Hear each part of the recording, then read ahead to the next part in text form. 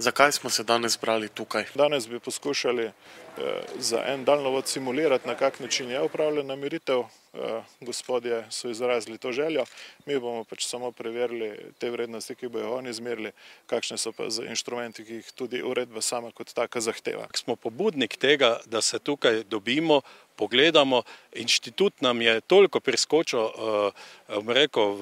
naprej, da je prinesel svoje profesionalne instrumente, take, ki so predpisani tudi po zakonu, in mi smo hoteli tudi naše, te, ki imamo take bolj enostavne, bolj poceni instrumente, ki smo jih sami nabavili, se prepriča, da je to. Da tudi ostala javnost vidi, da to, kaj mi imamo, te instrumente, da lahko bilo komu posodimo na revers, se tudi vsak sam prepriča in to zmeri, da je to relativno točna meritev. Kako to, da se je vaša civilna iniciativa odločila za podporo daljnovodom? Mi smo za to, da se proučijo vse tehnične možnosti ali kabliranja ali postavitve daljnovoda. Kira stvar, ali kabliranje ali daljnovod, pomeni večji poseg, večji obremenitev na prostor. Čemu meritve? Prve meritve so namenjene nadzoru takoj po vzpostavitvi nekega novega objekta, to pomeni izgradnje novega daljnovoda, kablovoda, transformatorske postaje.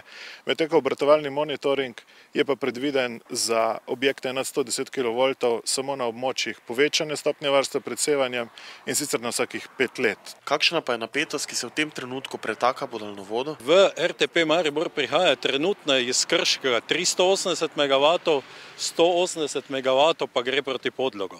Tako da je relativno močno obremenjen daljnovod. Kar se tiče merilnih mest, današnje merilno mesto ni ravno ugodno, zaradi tega, ko so žice razmeroma visoke. Mi smo vedno iskali tiste lokacije, kjer so vodniki najbližje zemlji, zato da dosežemo dejansko največjo obremenitev v času meritev. Ali daljnovodi negativno vplivajo na zdravje človeka? Vse do zdaj ni posebej znanih indicov, da bi imelo kakšne posebne zdravstvene učinke.